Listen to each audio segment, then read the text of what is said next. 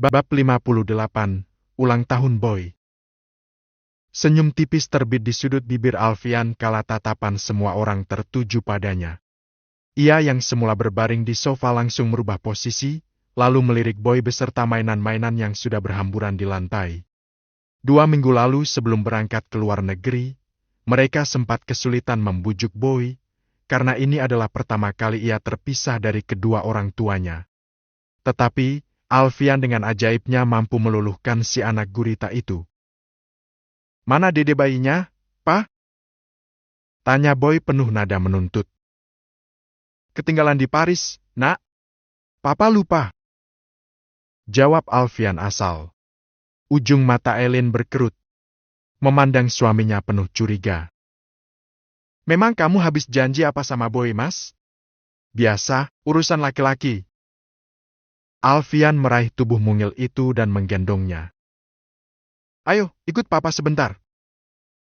Kemudian memilih membawa anak lelakinya itu ke ruang baca. Di sana mereka hanya berdua saja dan leluasa berbicara dengan bahasa yang paling aneh di dunia.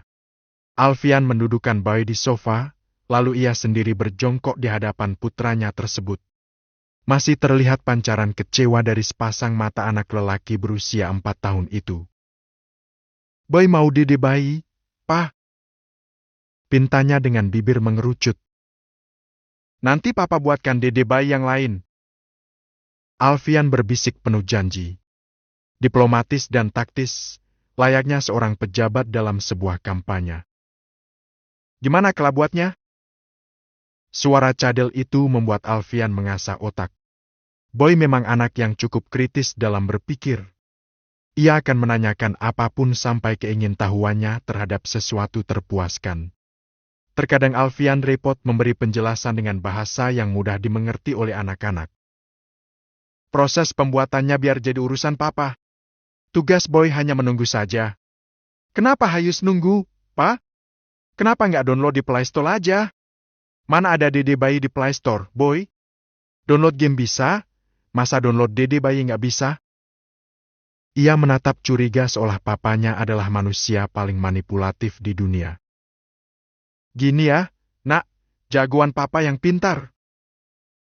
Alfian membelai puncak kepala anak gurita dengan penuh kelembutan. "Dede bayi itu buatan Tuhan, bukan buatan manusia. Jadi tidak bisa download di Play Store."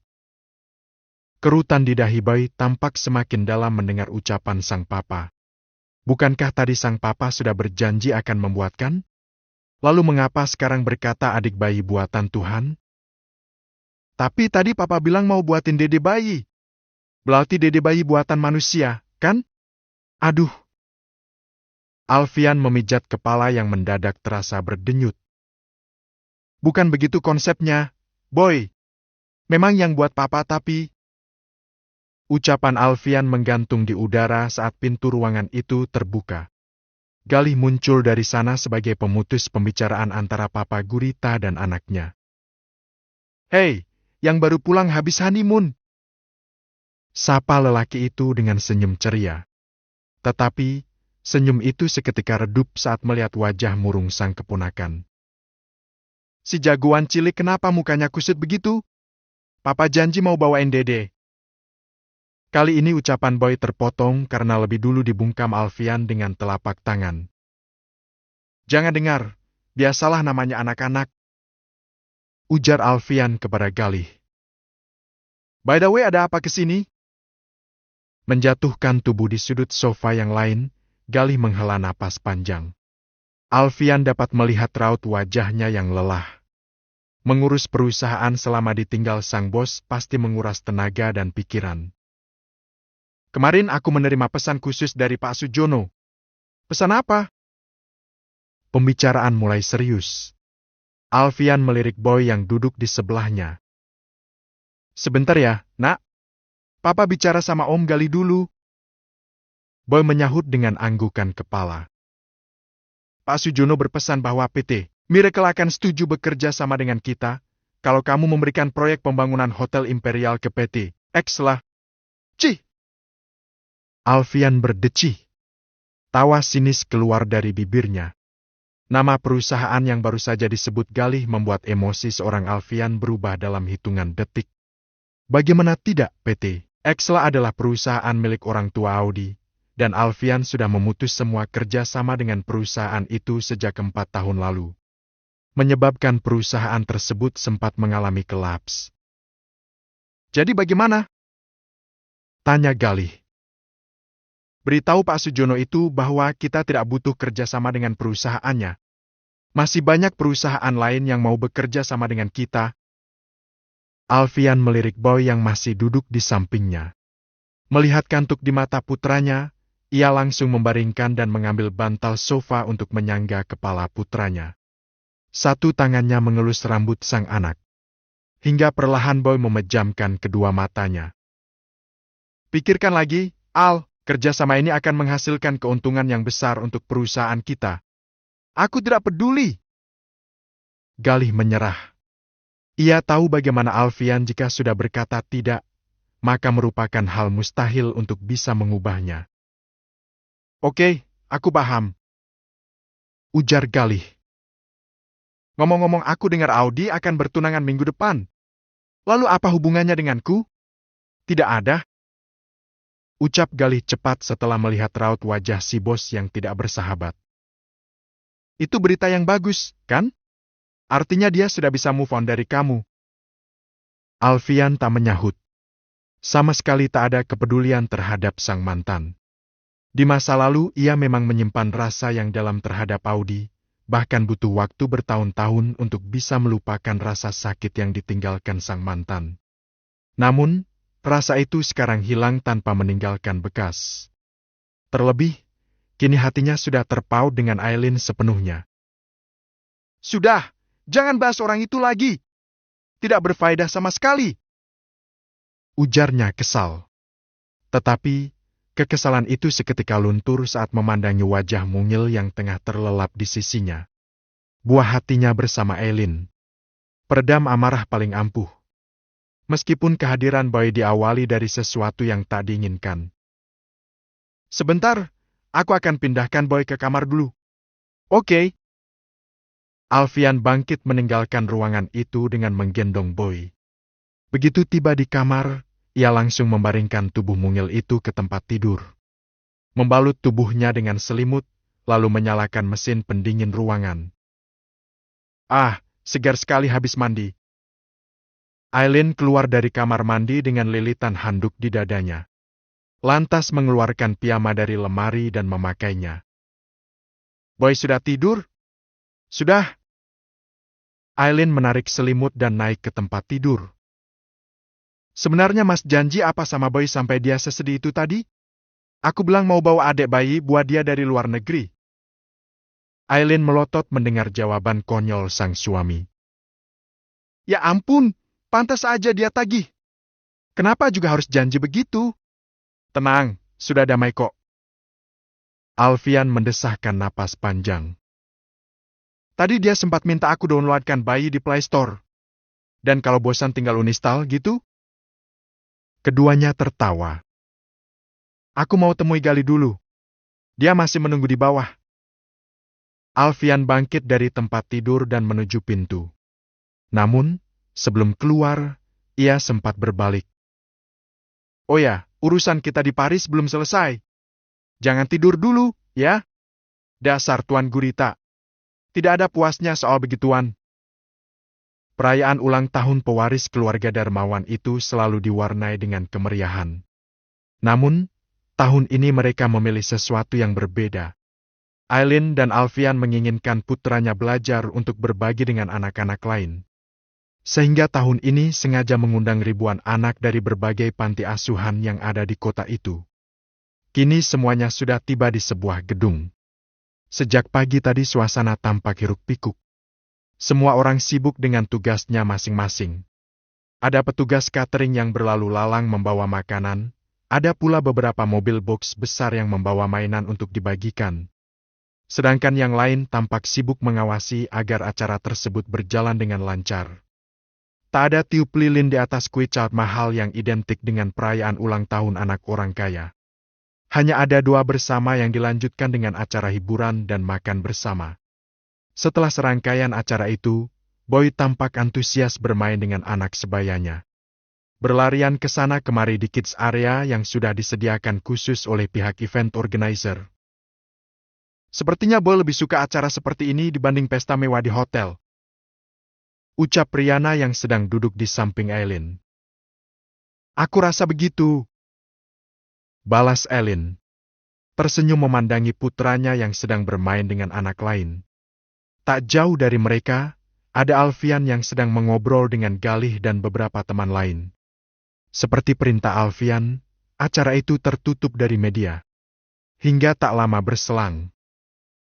Hai, Aileen, apa kabar? Lama tidak bertemu. Sapaan itu memutus pembicaraan antara Aileen dan Riana. Keduanya langsung menoleh ke sumber suara. Tampak seorang wanita cantik berdiri dengan senyum menghiasi wajahnya.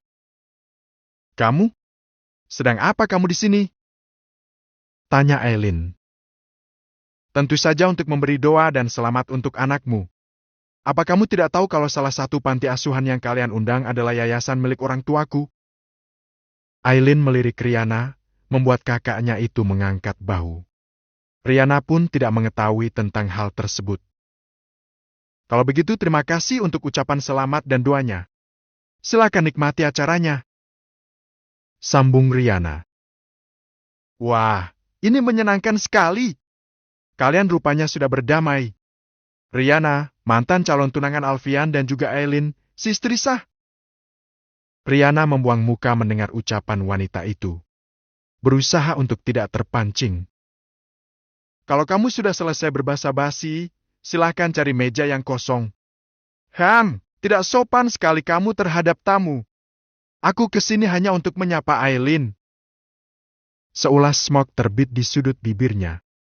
Riana yang menyadari adanya sinyal bahaya langsung bangkit meninggalkan tempat duduknya, berjalan ke arah Galih dan Alfian untuk memberitahu perihal kedatangan Audi yang mungkin ingin membuat kekacauan di sana. Dua lelaki itu pun langsung menoleh ke belakang. Alfian langsung melayangkan tatapan tak suka ke arah sang mantan, lalu memberi isyarat kepada beberapa petugas keamanan yang berdiri di masing-masing sudut ruangan. Audi menyeringai saat melihat Alfian dan Galih mendekat ke arah mereka. Oh ya, Aileen, aku tidak menyangka bahwa kamu masih mau bertahan dengan Alfian setelah apa yang dilakukan keluarganya pada keluargamu. Apa maksud kamu? Ya ampun, apa Alfian masih merahasiakan ini semua darimu? Aku pikir dia sudah mengatakan semuanya. Ini kan ada hubungannya dengan kematian orang tua kandungmu. Audi menyerahkan ponsel miliknya ke tangan Aileen. Terdengar rekaman pembicaraan orang yang dapat dikenali Aileen adalah suara Alfian dan Oma. Apa yang harus kulakukan kalau Aileen tahu bahwa aku adalah anak dari orang yang sudah membunuh kedua orang tuanya? Oma, apa Aileen akan memaafkanku? Atau dia akan membenciku dan pergi? Suara Alfian tertangkap jelas oleh indera pendengaran Aileen. Sementara Alfian yang menyadari apa yang ada di sana sudah tampak gusar. Jantungnya berdentam sangat cepat. Di tengah suasana ceria itu, ada ketegangan yang tercipta di antara mereka. Aileen mengarahkan pandangannya pada sang suami.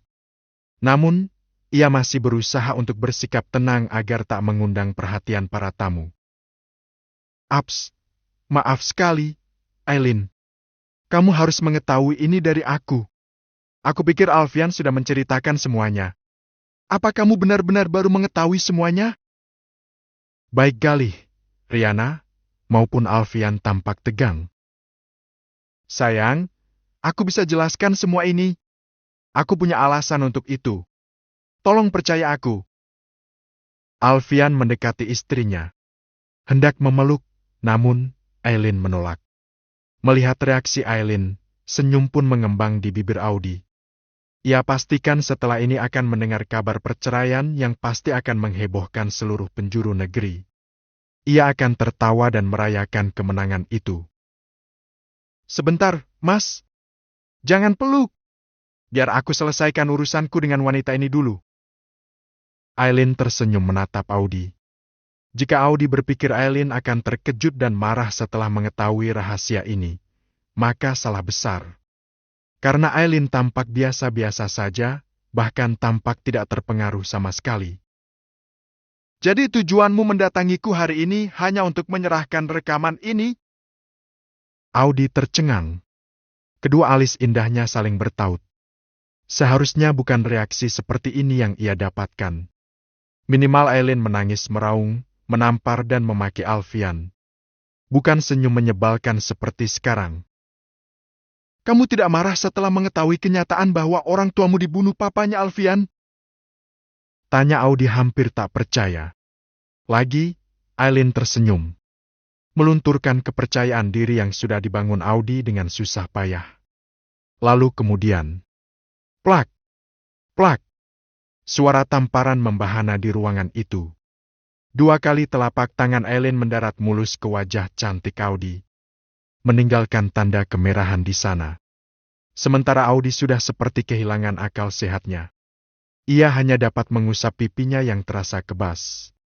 Tak pernah terbayangkan bahwa busur panah yang ia lesatkan untuk menghancurkan Alfian dan Aileen malah berbalik menyerang dirinya.